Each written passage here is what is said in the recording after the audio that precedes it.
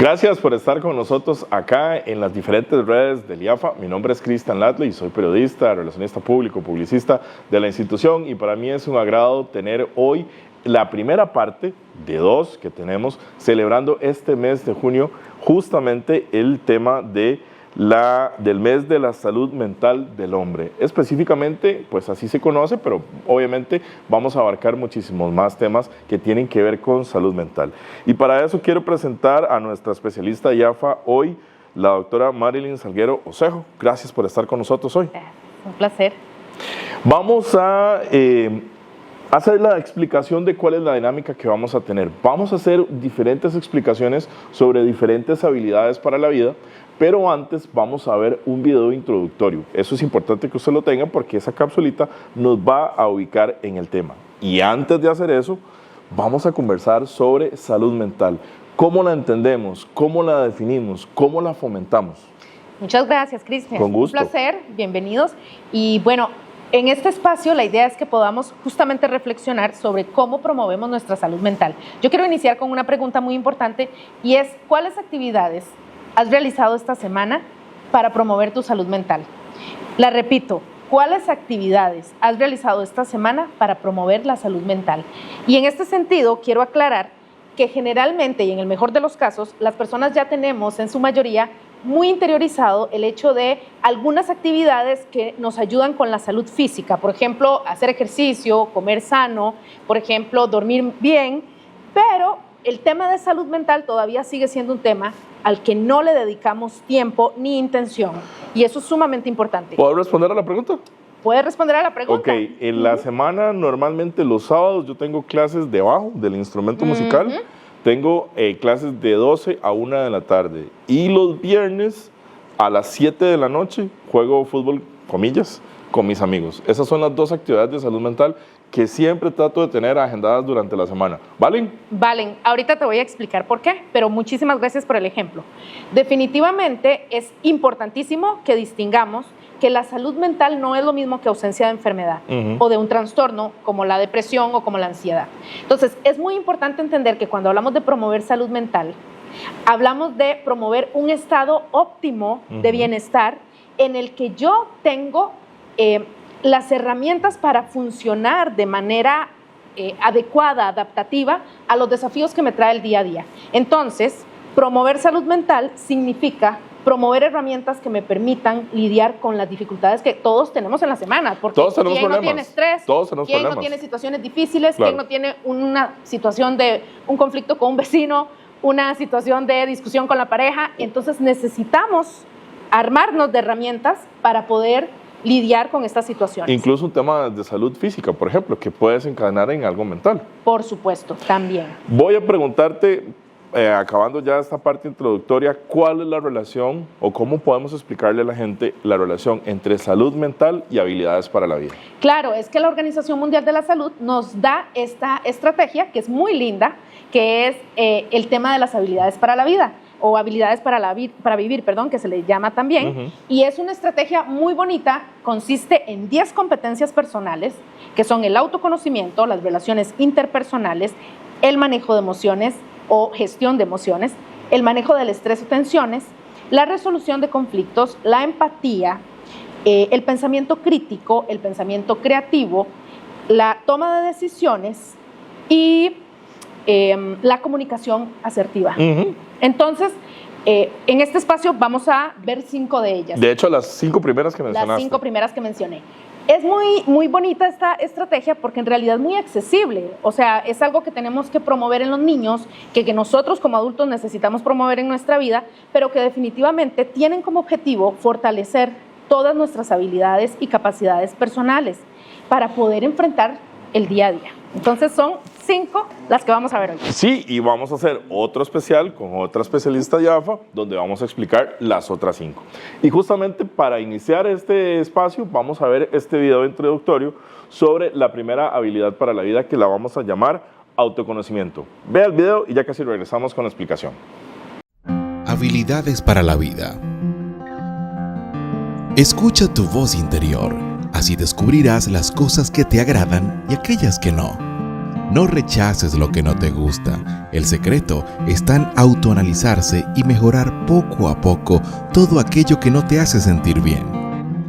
Si te conoces, encontrarás los motivos que te llevan a actuar de una manera determinada y serás capaz de respetarte a ti mismo y lograr el respeto de los demás al proyectar tus fortalezas y trabajar en tus debilidades. Autoconocimiento, una habilidad para vivir la vida. Justamente el video lo que nos hace es introducir al tema y nosotros, bueno, en realidad la experta lo que va a hacer es explicarlo con un ejemplo, es un poquito más en el fondo. Habilidad de autoconocimiento, ¿cómo empezamos a darle vuelta a ese tema? Bueno, el autoconocimiento es básico, es como la base para poder desarrollar de manera más eficiente y efectiva las otras habilidades. Entonces, vamos a necesitar realmente saber quiénes somos. Y es que todos queremos conocernos, porque claro, pensaríamos que somos los expertos en nuestra vida y es así en el mejor de los casos.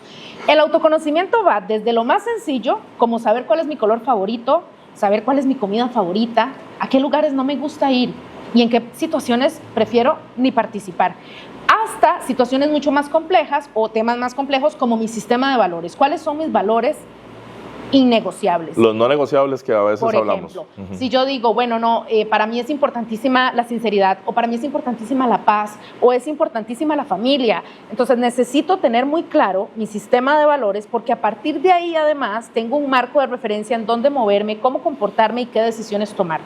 Entonces el autoconocimiento es fundamental. Ahora, ¿cómo lo promuevo? Y yo quiero que estos espacios que vamos a ver, que son muy puntuales, muy concretos y pequeñitos, pero que se lleven alguna actividad o algún ejemplo para decir, ok, ¿qué hice esta semana para trabajar el autoconocimiento? Bueno, ya vos en tu caso, por ejemplo, sabes que te gusta el bajo. Sí. Y entonces por ahí ya tenemos pistas de cómo lidiar con una actividad para promover salud mental. Música en mi vida es fundamental 24/7. De hecho, casi no hago actividades sin música en mi vida. Excelente. Entonces necesitamos ir conociéndonos a ese nivel para decir, bueno, ya yo sé más o menos por dónde puedo ir buscando actividades. Pero si no, también permitirme ir a explorar y descubrir. Resulta ser que a veces vamos a un tipo de taller o actividad porque nos invitó una persona y descubrí, mira, esto me encanta, o tal vez no soy ni bueno, pero me sirve. Un día me invitaron a un taller de pintura y resultó que me sirve montones para trabajar algunas habilidades, ahorita les cuento. Y no necesariamente yo hubiera pensado en esa actividad. Entonces es importante darnos la posibilidad de explorar y descubrir. ¿Y cómo voy explorando y descubriendo eso? Si justamente no lo conozco, ¿cómo hago? Yo creo que primero flexibilizándonos y entendiendo que hay actividades que no necesariamente tengo que ser experto o buenísimo en todo lo que hago. Cocinar, pintar. Cocinar, pintar, bordar, tejer. Pero lo que sí es muy importante es que el autoconocimiento además es una práctica de ser objetivo conmigo mismo. Yo necesito conocer cuáles son mis fortalezas, en qué me destaco, es importantísimo, pero también necesito saber cuáles son mis limitaciones, qué se me dificulta aprender, en qué no soy tan bueno y necesito apoyo y ayuda. Y entonces cuando me permito también explorar, pues puedo ir descubriendo justamente ese tipo de temas, ¿verdad? En cuáles sí destaco, en cuáles no. Y bueno, ¿cómo podemos promoverlo en niños? Porque me interesa mucho en este espacio ir dando algún ejemplo de actividad para que lo promuevan los padres, o lo promuevan los tíos, o lo promueva cualquier adulto que forme parte de la tribu que participa de la crianza de los niños. Entonces, con los niños, el autoconocimiento se va generando mucho a partir del reflejo que les damos. Entonces, es importantísimo poder reflejarles, mira, yo noto que vos tenés mucha facilidad para pintar. ¿Has notado vos que con respecto a otros niños como que se te hace muy fácil, como que lo disfrutas mucho? Si el niño está interesado, sí. Entonces, pero podérselo reflejar. Como también le puedo reflejar, he notado que te frustras muchísimo cuando perdés en un juego. Te cuesta perder, ¿verdad? Es una sensación muy fea. Bueno, vamos luego en el manejo de emociones a retomar esa frase. Pero entonces necesitamos irle reflejando al niño este tipo de elementos que son propios pues, de sus habilidades, de sus preferencias, de sus fortalezas y también de sus limitaciones. Y de esta manera vamos fomentando el autoconocimiento. Como adultos, ¿qué podemos hacer? Bueno, al final del día yo me puedo acostar y cuando ya estoy por cerrar mis ojos pensar de qué me sentí orgullosa el día de hoy, qué hice muy bien hoy. ¿verdad? Ok, perdón, ¿puedo plantearlo entonces con 3 preguntas casi que filosóficas? Ajá. ¿De dónde vengo, dónde estoy y hacia dónde voy? Esto es muy profundo y no todo el mundo va a querer entrar en ese detalle porque no va a poder dormir. No, vamos a quedarnos en algo más puntual y concreto. Y más bajito. Y más bajito. Ok. ¿Ok? ¿De qué me sentí orgullosa hoy? Le di el campo a una señora en el bus. ¿Ves qué puntual es? Mira, soy bondadosa. La formación de los niños, entonces, ¿cómo lo podemos estimular? El que ellos se conozcan.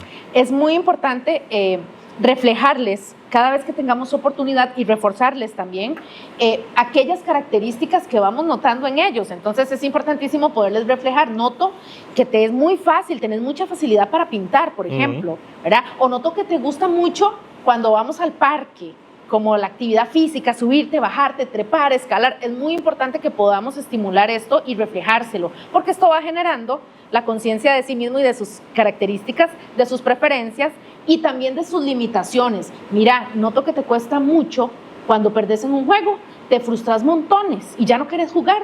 Y la gracia de jugar pues es divertirse, pero bueno, noto que te cuesta, tenemos que trabajar en eso. Eso es irles reflejando un poquitito cuáles son sus fortalezas, sus limitaciones, las áreas en que hay que ayudarlos a aprender diferente, y entonces así vamos estimulando un poco el autoconocimiento. En adultos es importante también, como un ejercicio, hay muchos ejercicios que podemos hacer. Ahora incluso podemos usar la inteligencia artificial y preguntarle a los generadores de inteligencia artificial, hazme 10 preguntas sobre mí mismo que ni yo sé, y vas a ver qué interesante es empezar a conocerse. Pero también podemos al final del día, cuando llegamos a la noche ya cansados, hacernos 3 preguntas. ¿De qué estoy orgullosa el día de hoy? ¿Qué hice hoy que me hace sentir orgullosa? Puede ser algo sencillo, como le di campo en el bus a una señora. Mira, tuve un gesto bondadoso. ¿Será que soy bondadosa? Puede que sí. O por ejemplo, ¿cuál fue un desafío el día de hoy? Me costó mucho terminar un informe, me desconcentro continuamente, se me dificulta la concentración. ¿Qué necesito mejorar? Necesito aprender habilidades para concentrarme mejor. Entonces voy conociéndome de esta forma. Esas son 3 preguntas básicas que tenemos que hacernos cuando estamos hablando de autoconocimiento. Vamos a ver este video que tiene que ver con relaciones interpersonales. Es la introducción al tema y ya venimos con la experta para que nos amplíe más sobre la habilidad para la vida. La repito, relaciones interpersonales. La habilidad para expresarse, para dar a conocer un mensaje, el saber escuchar, la capacidad para resolver los conflictos y el comunicarnos de forma auténtica nos hacen relacionarnos mejor con las otras personas a nuestro alrededor. A esto le llamamos relaciones interpersonales y mejoran cuando encuentras temas en común como el interés por lo artístico, los negocios, los deportes y la tecnología, entre muchos otros. Relaciones interpersonales, una habilidad para vivir la vida. A confesión de parte, relevo de prueba. Vean, esta es una de las que más me cuesta a mí, las relaciones interpersonales, porque a veces yo me meto en mí mismo, me meto en mi propia concha. Entonces no sé si es el buen ejemplo el que acabo de dar, pero soy sincero, a veces me cuesta relacionarme porque o me alejo, me distancio, o simplemente ignoro, no sé. Esta habilidad es importantísima, todas son importantísimas, me van a escuchar diciendo lo mismo en todas, pero vamos a ver, qué importante esto que dijiste, Cristian, porque en tiempos actuales tenemos la fantasía de que tenemos muchas personas allegadas o cercanas a nosotros. ¿Por qué? Porque las redes sociales nos dan la falsa sensación de que tengo cercanía con un montón de personas. ¿Por qué? Porque veo fotos de la graduación de los hijos, porque veo a dónde fueron a pasear de vacaciones, porque vi lo que se comieron en la tarde en la cafetería que fueron, pero eso no necesariamente es tener una conexión con esa persona. Cuando hablamos de relaciones interpersonales no estamos hablando de conocer la vida de los demás, estamos hablando de tener conexión, y crear conexión implica tener un trato realmente intencionado y una convivencia, una interacción intencionada. Sí, es complicado, las relaciones interpersonales son complejas, pero no todo el mundo se levanta bien todos los días. No todo el mundo se levanta bien todos los días. Tenés toda la razón. Y fíjate, ya hay estudios que comprueban que las personas que llegan a cierta edad de su vida, hablemos de los 80 años, y que se perciben aún felices y que además están bastante sanas, físicamente hablando, en los estudios se ha identificado que la razón es que tienen buenas conexiones con sus relaciones interpersonales, con sus personas allegadas cercanas. O sea, tener una buena relación con alguien me da salud a largo plazo. A largo plazo. Y me da salud mental y salud física. Qué importante. O sea, imagínate, los niveles de enfermedades crónicas en estas personas son mucho menores. Entonces, definitivamente tenemos que invertir e intencionar relaciones interpersonales efectivas. ¿Cómo lo hacemos en niños? ¿Cómo lo hacemos en niños? Necesitamos desde lo más básico. Tenemos que enseñarles normas de convivencia. ¿Qué es lo primero que hace que una persona se abra un poquito a relacionarse con nosotros? Desde una sonrisa. Buenos días. Y un buenos días. Saludar, algo tan básico, es fundamental. Y se ha perdido mucho. Recordemos que antes nuestros padres insistían, salude. Claro. Y a ver, por supuesto que es todo un tema, que si lo va a hacer con un gesto, si lo va a hacer diciendo hola, si va a dar un abrazo, un beso, ya esos son otros términos y por supuesto que hay que tomar en cuenta esto. Pero los Centennials y la Gen Z, o sea, de una sola vez te marcan una distancia, al menos física. Bueno, entonces, importantísimo, las normas de convivencia. Y el que haya distancia física no significa que no pueda haber normas de cortesía, ¿verdad? Puedo igualmente decir buenos días cuando entro a un salón, puedo decir hola Cristian, ¿cómo le va? Puedo sonreír si me topo a alguien, puedo dar las gracias, puedo pedir por favor. Y este tipo de actividades o de gestos tan básicos generan toda una diferencia en la forma de interactuar. Ahora, eso como entrada, ¿verdad? Y como punto mínimo. ¿Por qué? Porque desde niños necesitamos irlo promoviendo. Por supuesto que necesitamos también entrenarlos en ser empáticos, en tratar de entender que el niño que vino a su casa no trajo ningún juguete y que aunque no es a veces muy bonito prestar los míos, porque sí, entiendo que me los puedan dañar o no me gusta mucho prestarlos, pues puedo empatizar y decir, ¿cómo va a jugar este niño si no trajo nada? ¿Qué vamos a hacer? No te sentirías mal si fueras a la casa de él y no te prestara ninguno. Entonces necesitamos ir creando empatía también y por supuesto que aquí el modelaje aplica. Si ellos ven que somos personas, que tenemos relaciones de conexión con otras, van a entender que es parte de la vida y que es algo a lo que hay que invertir tiempo. Palabras mágicas, por favor y gracias. Claro, totalmente. Son claves. Básicas. ¿Y en adultos? Y en adultos hay que intencionar. Yo quiero dejarles esta palabra, porque es muy tico. Cristian, ¿cuándo vamos a tomar café? Ah, un día de estos, ahí conversamos. Ajá. Eso me pone malísimo. Intencionar, y intencionar implica que yo necesito primero identificar quiénes son las personas más allegadas a mí y aquellas personas con las que me interesa generar una conexión, porque no necesariamente me va a interesar generar una conexión sólida y fuerte con todas las personas con las que interactúo.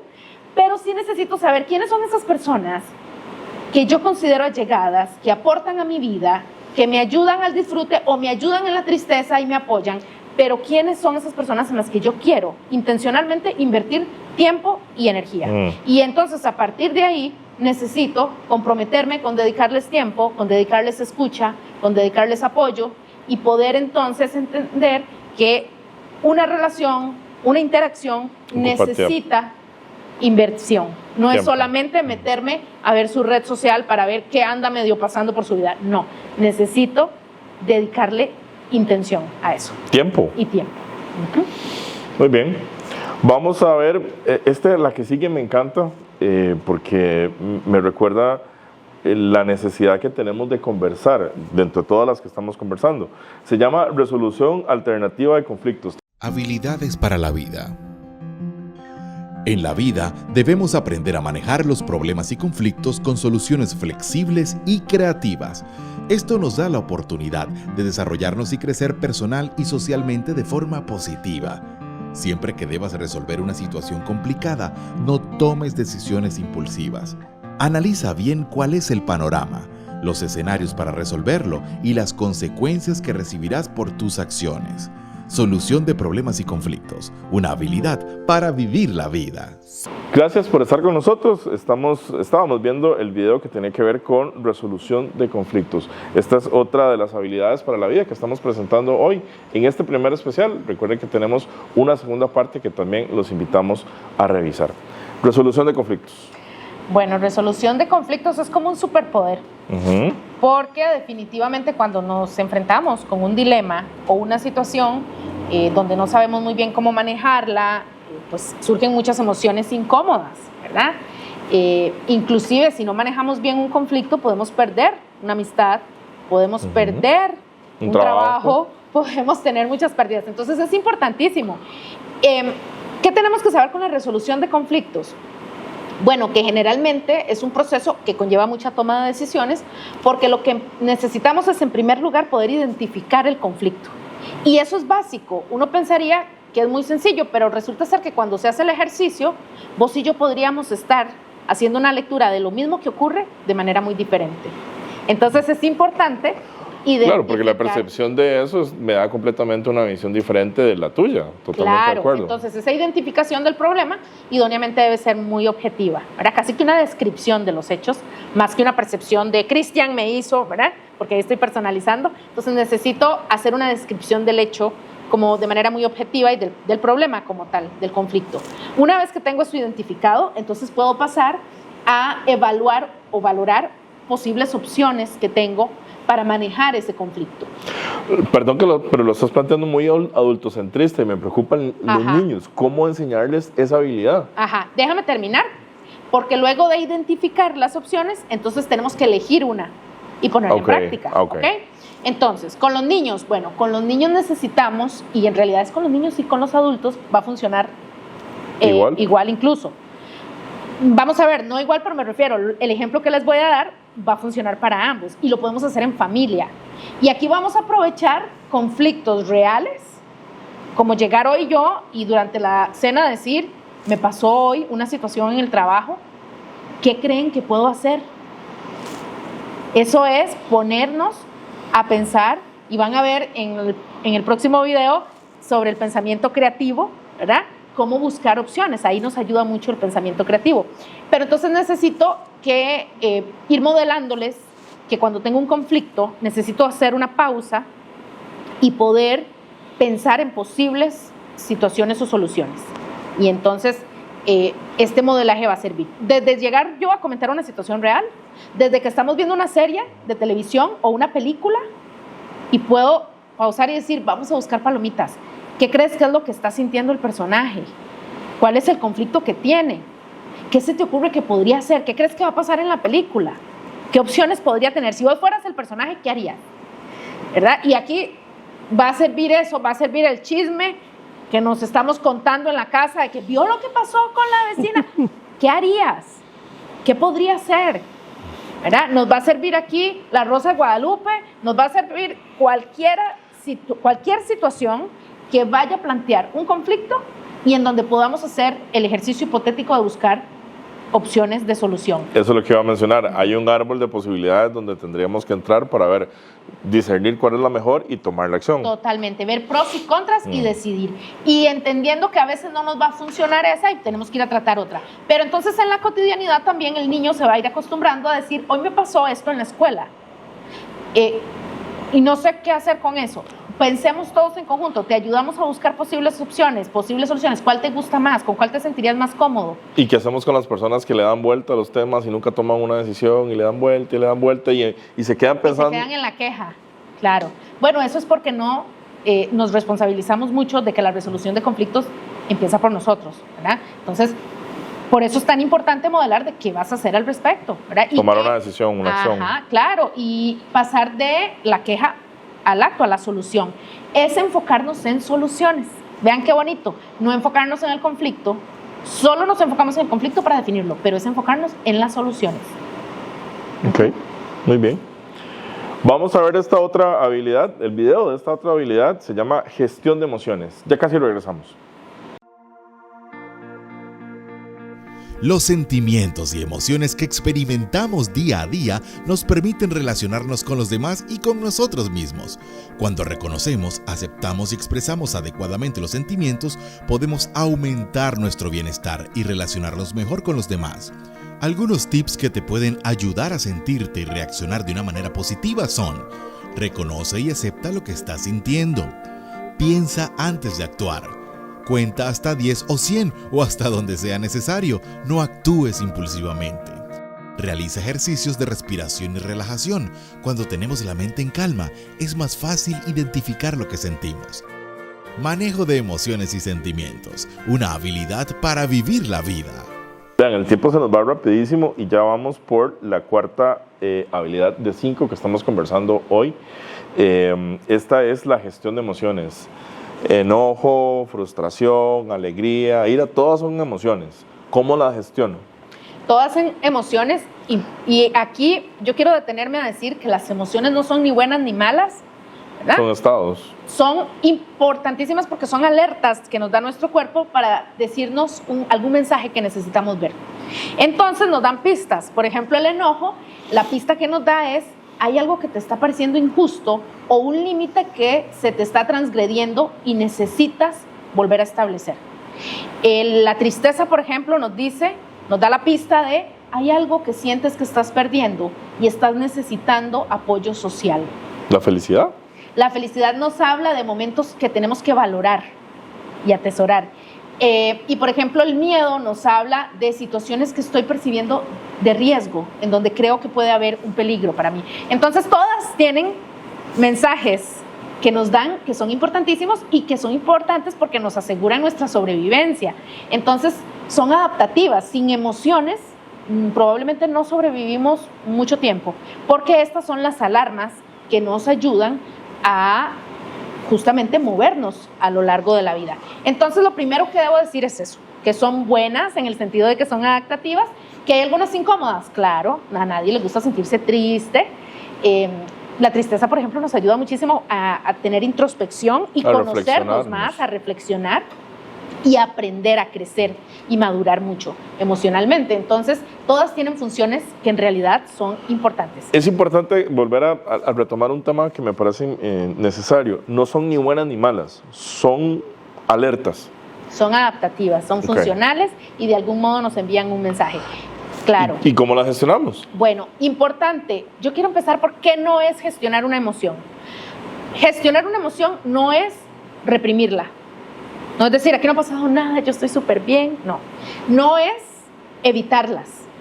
Ay, es que si hablo con Cristian, él se va a sentir mal o enojado y me va a decir, yo me voy a sentir mal. Mejor no es evitarlas. Gestionar una emoción no es ignorarla tampoco. Okay. Y tampoco es solamente sobrepensarla y andar todo el día como dándole vueltas y sobrepensando. ¿Qué es gestionar una emoción? Gestionar una emoción lleva varias cositas. La primera, identificar la emoción. Porque a veces tengo varias, incluso, no necesariamente una sola. Y además los niños muchas veces no las pueden verbalizar, no las pueden decir. Correcto. Entonces ya vamos a eso. Los niños y los adultos. Nosotros tampoco tenemos un gran diccionario emocional. ¿Qué es lo común? Decir, me siento bien o me siento mal. No, necesitamos empezar a ampliar ese diccionario, a identificar qué es lo que estoy sintiendo, inclusive dónde lo estoy sintiendo en mi cuerpo. A veces ayuda, ¿verdad? Por ejemplo, a veces decir, uy, estoy sintiendo un calor en el estómago, mira, esto me pasa cuando me enojo, o estoy sintiendo palpitaciones muy fuertes, esto me pasa cuando me enojo. Es diferente en cada persona, entonces es importante el autoconocimiento para ir identificando esas emociones. Una vez que la identificamos, entonces necesito comprender qué me la generó, por qué estoy tan enojada, qué me tiene tan furiosa. Si ya yo sé que el enojo es una pista de un límite que creo que debo establecer, ¿cuál es ese límite que siento que me transgredieron? ¿O cuál es esa injusticia que creo que se está cometiendo? Entonces puedo comprender qué generó la emoción y luego entonces así también regularla. A veces es a través de respiraciones, a veces es tomando una pausa, tomando distancia para regularme un poco y ver si puedo gestionar o encauzar algo de esa emoción. Por ejemplo, si estoy enojada porque no me atendieron en un servicio, necesito saber si quiero establecer una queja en una contraloría, si necesito mandar un correo, hablar con el gerente, ¿cómo voy a encauzar? Si es que me interesa encauzarla también. Sí, porque perfectamente puedo darme la vuelta y me voy y no pasa nada. Y punto. Si es que es con una persona cercana que tuve un desacuerdo o que tengo una situación, tengo que decidir, voy a conversarlo, ¿vale la pena que yo establezca un límite? Bueno, tengo que hacerlo también entonces. Y ahí entra la comunicación asertiva, que es otra habilidad que van a ver en el siguiente video. Pero entonces, definitivamente, la gestión de emociones es fundamental aprenderla y promoverla en niños. ¿Cómo la promovemos? Lo primero que necesitamos aquí, y me voy a quedar en una actividad muy básica, que es el diccionario emocional. O sea, si yo no tengo un diccionario emocional amplio, es muy difícil que lo pueda modelar o enseñárselo a los niños. Entonces tenemos que empezar a ir a averiguar qué es eso, ¿verdad? Vamos y nos metemos en la web y buscamos diccionario emocional, emociones, para conocer un poco más del tema y saber cuáles son esa gama de emociones que hay, ¿verdad? Empezar por las básicas y tratar de ahí de desmenuzar un poco más. Bueno, mira, siento como enojo, pero también tristeza, estoy como resentida. O mira, siento como mucho enojo, pero impotencia, estoy muy frustrada. Entonces necesito ir como conociendo un poco más de eso. Y con los niños, ¿qué hacemos? Reflejarlas. No solamente es regañarlos y censurarlos de que estás haciendo mucho berrinche, te voy a sacar de la tienda. Necesito reflejarle. Veo que estás sumamente frustrado. Y tenés razón, es muy feo cuando a uno no le compran algo que uno quiere. Pero vamos a salir un momentito para que te tranquilices. Eso es para cierto nivel de berrinche. Yo entiendo que hay otros en los que no se puede ni hablar hasta después. Pero necesito en algún momento explicarle a ese niño que lo que está sintiendo ahí mientras está llorando o enojándose o pateando algo es frustración, para que empiece a identificar esa emoción. Y pues enseñarle alguna forma de regularla, tomando una pausa, respiremos, vamos a tomar un poquito de agua, ¿verdad? Veo que estás muy triste. Sí, es que se me rompió un juguete. Claro, es muy doloroso que se nos dañe algo que nosotros queremos y a lo que le tenemos afecto, así sea una cosa. Te voy a dar un abrazo, ¿me dejas darte un abrazo? ¿Verdad? Necesitamos ahí dar apoyo. Entonces, dependiendo de la emoción, pues así podemos reaccionar y enseñarles cómo. ¿Y hay alguna diferencia entre hombres y mujeres? Porque cuando a un hombre le preguntan ¿cómo está? Uno normalmente responde bien y se acabó. Las mujeres suelen responder lo mismo, porque el diccionario emocional en general es muy básico. Lo que pasa es que con hombres hay todo un tema de masculinidad, en donde muchas veces no se les facilita ni se les permite tan explícitamente y socialmente hablar de cómo se sienten. Al hombre socialmente casi siempre lo que le permiten expresar públicamente es el enojo, ¿verdad? Y es hasta a veces muy masculino el ver a un hombre, ¿verdad?, arrebatado. Entonces no, necesitamos también pues hacer un trabajo ahí de masculinidad, de que los hombres sepan que también es importante que puedan expresar, por ejemplo, tristeza y llanto, a través del llanto si lo necesitan. Es importante que puedan saber que pues que hay, sí, espacios más seguros donde no necesariamente se les va a juzgar, aunque debería ser todos los espacios, pero bueno, es una realidad. Y yo creo que esto es importante también, ahora que tocas el tema, saber con quién puedo también ir y abrirme a contarle cómo me siento, porque es un apoyo importante contar con alguna persona que te escuche. Y ojalá que sea un profesional, incluso mejor. Pues sería maravilloso, eso sería pero ideal. Si no, necesito tener identificado entre mis amigos o mis contactos o mi familia alguna persona que yo sé que es una persona que es buena escucha y que me va a apoyar. Y también aquí un ejercicio muy bonito para el manejo de emociones en los adultos es escribir. Escribir ya se ha comprobado, está comprobado en estudios que tiene eficacia porque nos ayuda primero a desahogar qué es lo que siento, salir un poco de la saturación de la emoción.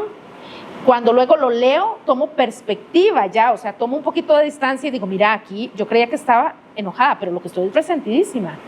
Y entonces puedo entender mejor la emoción y por ende gestionarla.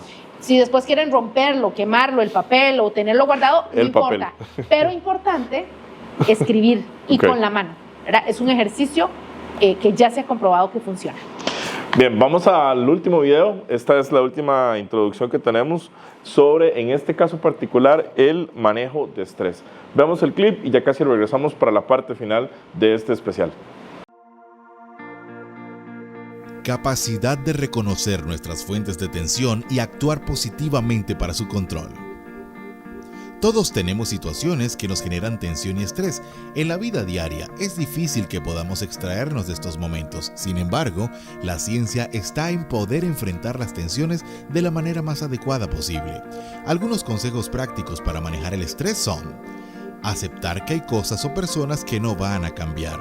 Realizar actividades físicas es la mejor y más fácil manera de lidiar con el estrés.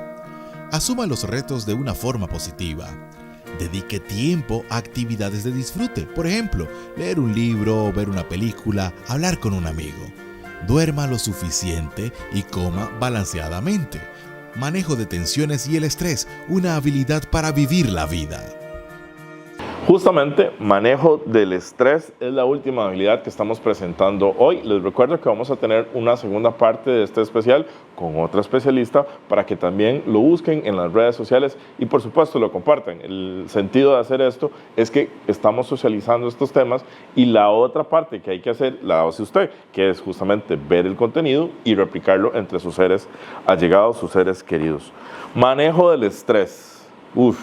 En un mundo sumamente acelerado, eso es como tirar 2 gotas en una plancha caliente en una cocina. Claro, claro, es ahora el pan nuestro de cada día, ¿verdad? El estrés es muy adaptativo también, así como hablábamos ahora de las emociones. El estrés es lo que hace que todo mi organismo se ponga en modo de emergencia para sobrevivir. Entonces, si yo voy cruzando una calle y me va a atropellar un carro, inmediatamente se activa el estrés y todo mi organismo fisiológicamente empieza a cambiar, de modo que yo pueda responder a eso, a ese evento y sobreviva. Entonces yo voy a correr a la acera y sobreviví. Y ahí me ayudó el estrés. Así que no es que sea malo. Lo que pasa es que lo que es malo es que no manejarlo. Persista durante todo el resto del día ese estrés, a pesar de que ya no hay carro ni voy cruzando la calle. Hoy en día hay tantas fuentes de estrés que vivimos en un constante estado de emergencia o de alerta del cuerpo. Y eso es desgastante para nuestro organismo, desgastante para nuestros tejidos, desgastante para nuestros órganos y por supuesto para nuestra salud mental. Entonces, aquí se hace necesario empezar a implementar actividades que ya se sabe que funcionan, que ya están basadas en evidencia, y aquí voy a usar tu ejemplo porque vos hablaste al inicio del video, nos hablaste de tu actividad de tocar bajo y nos hablaste de tu actividad de practicar fútbol. Estas 2 actividades van a ayudarte muchísimo con el manejo del estrés. ¿Por qué? En primer lugar, bueno, el fútbol, porque además es una actividad física. Y ya sabemos que el estrés se traduce en una sustancia en nuestro cuerpo que se llama cortisol, y el cortisol necesita metabolizarse, o sea, necesitamos quemarlo, por decirlo popularmente. Y la forma en que lo hacemos es con actividad física.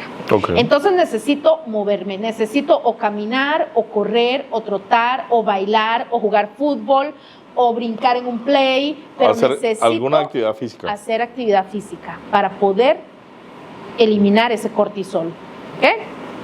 Y después necesitamos ver qué hacemos con la mente también, porque hablamos ahora, hablando de emociones, de que solemos sobrepensar. Y esto cuesta mucho frenarlo. A veces nos sucede algo que nos generó mucha tensión o mucha angustia y andamos todo el día sobrepensando. Y esto agota mucho a nuestra mente. Entonces necesitamos también acallarla un poco de pensamientos para que haya un descanso mental y por ende emocional también. Entonces necesitamos hacer uso de una herramienta aquí muy bonita. Eso es la recomendación que les quiero hacer porque hay muchas actividades también, pero quiero traerles hoy la de atención plena. Atención plena es lo que comúnmente hemos escuchado como mindfulness, que es en realidad una palabra en inglés, pero en español significa atención plena.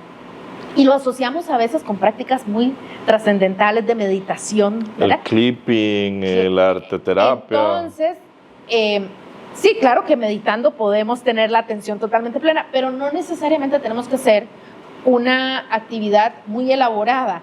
Cuando hablamos de atención plena, pueda que yo simple y sencillamente centre mi atención en mi respiración o centre mis pensamientos en lo que estoy sintiendo en este momento, o me dedique a poner toda mi atención en un objeto. Y aquí yo creo que nuestros antepasados eran expertos en la atención plena, porque todas las tardes veíamos, ¿verdad?, las abuelas que se sentaban a bordar, a tejer. Este tipo de actividades hacen que tu mente y tu cuerpo tengan que estar alineadas. Claro. ¿Cierto? Sí. Por ejemplo, cuando tocas bajo, sí, se me olvida todo. Necesitas estar poniendo atención, exacto, a ver en qué cuerda estás poniendo tus dedos, cuál nota estás leyendo en la partitura, y entonces necesitas estar con tu cuerpo y tu mente en lo mismo. Y eso hace que tu mente no pueda irse a pensar en lo que tenés que entregar en el trabajo, en que tenés que ir a hacer las compras del súper, en que no has regado las plantas y se te van a morir, y un montón de cosas que solemos estar rumiando mientras estamos haciendo otras cosas. Tengo el caso de un amigo, particularmente un amigo de hace muchísimos años, por lo menos unos 25, 30 años, que justamente nos juntamos en la noche de los viernes para jugar fútbol. Y él, a confesión de parte, me decía: Cristian, es que yo cuando vengo aquí se me olvida hasta de lo que no tengo que pensar. Y esta hora me hace recargar emocionalmente para poder seguir durante todo el fin de semana y la semana siguiente. Me dice, a mí se me olvida todo. Solo me dedico a seguir la ola y a jugar. No sé si es una capacidad de concentración que también tiene o si es parte del hecho que está haciendo la actividad física que se le olvida todo. No, es sobre la concentración. El acallar la mente tiene que ver con que la estoy poniendo mi atención en un foco específico y que toda mi atención está puesta allí.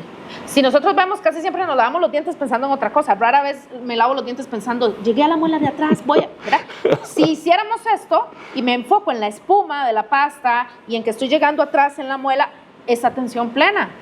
Y estoy llevando ahí mi mente a lo que está haciendo mi cuerpo. Entonces necesitamos buscar actividades que logren juntar estas dos partes para callar la mente un poco, para dejarla descansar de tantos pensamientos y que entonces podamos tener pues un descanso, un espacio de descanso mentalmente hablando. Entonces sí, la música es maravillosa, ¿verdad? Para esto, porque además nos pone todos los sentidos al servicio de lo que estamos haciendo. Ahora les daba el ejemplo de la pintura, que en mi caso me pasó, que me invitaron a una actividad. Yo nunca he considerado que sea una fortaleza mía la pintura, y fui y me demandó tanta concentración que me gustó. Fue una actividad de relajación mental. ¿Por qué? Porque me metí de lleno, claro, porque además me desafiaba muchísimo la actividad, ¿verdad? Entonces estaba metida en eso o no lo iba a lograr. Entonces tuve que poner toda mi atención en eso y acallar mi mente de otros pensamientos. Entonces, esa es la recomendación en cuanto al manejo de tensiones. Para adultos y también para niños necesitamos estimular que se muevan, necesitamos estimular que quemen ese cortisol. Ahora hay muchos niños estresados y necesitamos también que hagan actividades en donde su mentecita pueda estar en una sola cosa. Ahora cuesta mucho, ¿verdad? La atención de los niños es muy mínima porque nos acostumbramos a la sobreestimulación del scroll, de estar pasando el celular, todos los videos son rápidos y ya no queremos prestar atención ni siquiera a lo que nos interesa a veces. Tengo un minuto para el cierre, para la despedida suya, así que adelante. Bueno, un placer haber estado este espacio contigo, Cristian, y por supuesto con quien esté del otro lado mirándonos. Siempre importantísimo trabajar en nuestra salud mental. No esperemos a tener un síntoma de ansiedad, no esperemos a tener un síntoma depresivo. Adelantémonos, promovamos la salud, prevengamos los trastornos y recordemos que somos seres integrales y que trabajar en nuestra salud implica trabajar en nuestro cuerpo, nuestra mente, nuestro espíritu y toda la parte también emocional. Así es que muchísimas gracias por la invitación y pues sigan conectados para poder ver el siguiente video. Justamente, hay una segunda parte, lo invito a que la busque para que también reflexione en este espacio que también hicimos con mucho cariño acá desde el IAFO para usted. Por su atención, muchísimas gracias y nos vemos. Hasta luego. Somos personas apoyando a personas.